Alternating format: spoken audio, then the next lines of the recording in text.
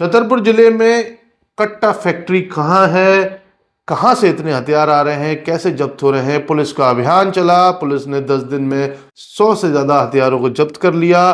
कई थानों में अपराधियों की परेड निकाली गई। पुलिस हमारी बाप है, अपराध करना पाप है, ये सब भी हुआ।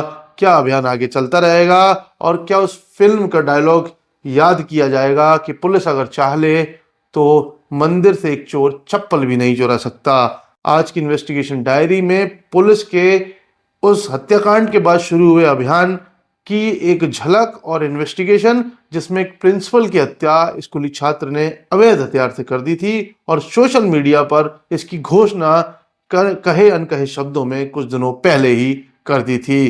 तो आप देख रहे हैं बुंदेलखंड वाला की इन्वेस्टिगेशन डायरी।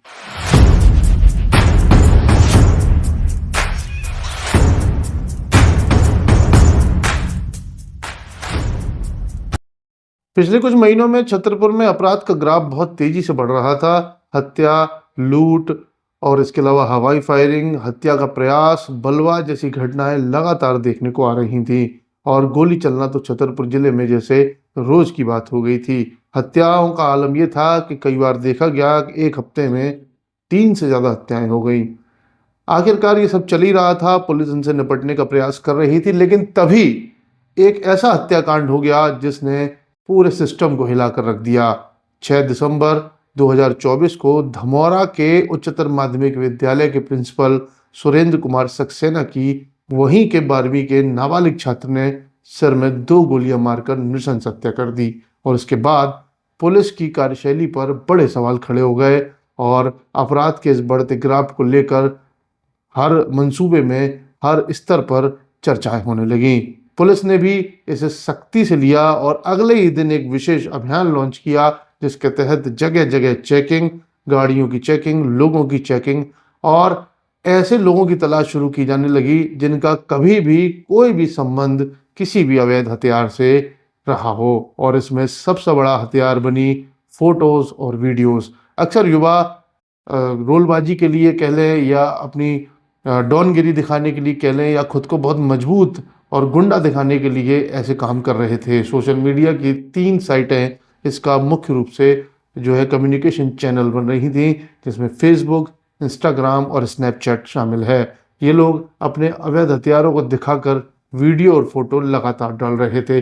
अक्सर ये धमकियां उनके दुश्मनों के लिए होती थी या उन्हें जिस पर टेलर जमाना हो या कहें सीधी भाषा में अपना रुतबा जमाना हो, उनके लिए होती थी। ये लोग अवैध हथियारों के साथ वीडियो डालते थे, धमकी भरे मैसेज भी लिखते थे। लेकिन इन सब की जांच पड़ताल तब शुरू हुई जब 17.5 साल के एक 12वीं के छात्र ने अपने ही प्रिंसिपल की हत्या उसी स्कूल में कर दी जहां वो खुद पढ़ता था। और जब उसका सोशल मीडिया अकाउंट चेक किया गया तो बड़े गंभीर गंभीर कमेंट्स और टैग्स वहां मिले, जिनमें ये था, आज खेल होगा, कल बेल होगा और परसों फिर से यही खेल होगा। इसके अलावा किसी को अगर डॉन बनना हो तो मुझसे संपर्क कर सकता है, मैं फलानी जगह का डॉन हूँ, मैं ढिकानी जगह का डॉन हूँ। और ऐसे ही कई टैगलाइंस के साथ अपने सोशल मीडिया स्टेटस को आगे बढ़ाते युवा अब पुलिस के चंगुल में फंस गए। पुलिस को सीधी जानकारियां तब मिलना शुरू हुई जब छतरपुर के एसपी अगम जैन ने अपना सीधा नंबर जारी कर दिया और पहचान गुप्त रखने, यानी कि जो व्यक्ति उन्हें सूचना देगा उसकी पहचान गुप्त रखी जाएगी, इसका वादा किया। और उसके रिजल्ट भी जल्दी सामने आने लगे। पुलिस के सामने विभिन्न थाना क्षेत्रों में अपराधियों के वीडियो सामने आने लगे, फोटो सामने आने लगे और कई वीडियो फोटो ऐसे सीधे पुलिस अधीक्षक को मिलने लगे जिनमें लड़के या युवा हथियारों के साथ अपना वीडियो पोस्ट कर रहे थे। फिर क्या देर थी, पुलिस ने तत्काल इस पर कार्रवाई शुरू की, घेराबंदी शुरू करी, इन्वेस्टिगेशन करी, आइडेंटिफिकेशन की और उन सभी लोगों को उठाना शुरू कर दिया जिनका संबंध इस तरह के फोटो से था। साथ ही कुछ खबरियों को भी एक्टिव किया गया और जिले भर से मात्र 10 दिनों में ही 100 से ज्यादा अवैध हथियार, की संख्या अभी पुष्टि नहीं है लेकिन हमारे सूत्रों की माने तो 100 से ज्यादा अवैध हथियार जब्त कर लिए गए हैं। इस पूरे अभियान के दौरान 100 हथियार तो जब्त हुए ही और 50 से ज्यादा लोगों को भी गिरफ्तार किया गया जिनसे ये हथियार मिले थे। इनकी सही संख्या का खुलासा कुछ दिनों में जरूर होगा, लेकिन पीआरओ से मिली जानकारी और थानों से एकत्रित कई जानकारी के अनुसार ये संख्या लगभग सही है।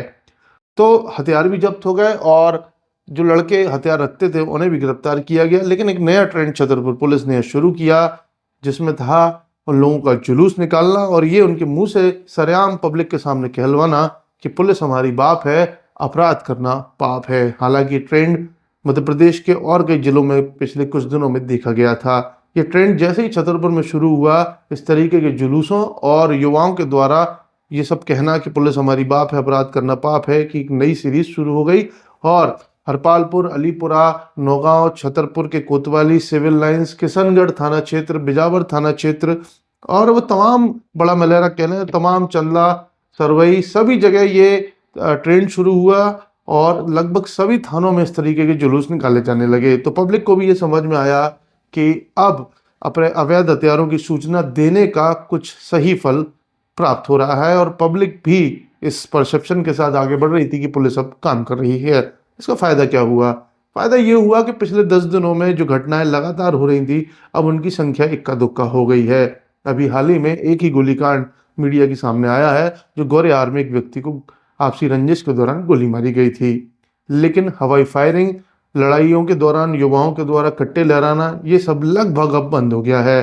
तो पुलिस ने रात दिन काम तो किया और उसका परिणाम भी अब सामने आ गया है। यानी कि एक फिल्म का एक डायलॉग याद आ गया कि पुलिस अगर चाहे तो एक चप्पल भी चोर किसी मंदिर से चुरा नहीं सकता। अब आगे देखते हैं कि पुलिस क्या ऐसे ही काम करेगी। फिलहाल छतरपुर में पुलिस की इस ताबड़तोड़ कार्रवाई और एक्शन के बाद काफी हद तक क्राइम का ग्राफ नीचे गिराने में पुलिस को सफलता मिली है। अब बात करते हैं कट्टे आते कहाँ से हैं। देखिए, छतरपुर की ज़्यादातर जो सीमा है वो कई जगह से यूपी से भी जुड़ती है और यूपी से कई लोग हथियार लेकर यहाँ आकर बेचने का काम करते हैं। पुलिस ने हालांकि इस तरह के हथियार बेचने वालों को अभी तक पकड़ नहीं पाई है और इन्हें उस पर भी काम करना चाहिए। और हथियार बनते भी हैं। छतरपुर के जिले में पहले कई कट्टा फैक्ट्रियां पकड़ी गई हैं जहां देसी रूप से कट्टे और अन्य हथियार बनाए जाते रहे थे। इन पर भी कड़ी नज़र रखनी चाहिए।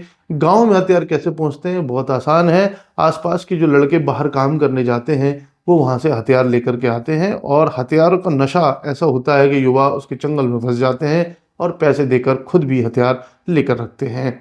गांव में हथियार रखना एक सुरक्षात्मक दृष्टि से भी माना जाता है, क्योंकि गांव में आपसी लड़ाइयाँ भी बहुत ज़्यादा चलती हैं। शहरों का भी यही हाल है। बड़े बड़े लोगों के लड़के भी या कहीं युवा भी हथियार रखते हैं। सघन चेकिंग अभियान के दौरान आपने कई बार देखा कि कई छुरे, कई बड़ी तलवारें भी पुलिस को ऐसे ही जब्त हो गई जब उन्होंने सही चेकिंग करना शुरू किया। बहरहाल आज की इस इन्वेस्टिगेशन डायरी का उद्देश्य ये था कि पुलिस अगर ऐसे ही काम करती रहे और जनता के बीच पुलिस का विश्वास ऐसे ही बना रहे तो न जाने कितने और अवैध हथियारों की सूचना पुलिस को सीधे मिल सकेगी और आगे उन पर कार्रवाई होगी। क्योंकि पुलिस के बारे में कई लोगों का सोचना ऐसा भी रहता है कि पुलिस पकड़ तो लेती है लेकिन कार्रवाई नहीं करती। लेकिन पिछले 10 दिनों में जो कार्रवाइयाँ दिखी हैं उसका सीधा श्रेय पुलिस अधीक्षक अगम जैन को जाएगा और उनके उन सभी थाना प्रभारियों को भी जाएगा जो लगातार इस पर काम करते रहे और ढूंढ ढूंढ कर उन्होंने हथियार निकाले।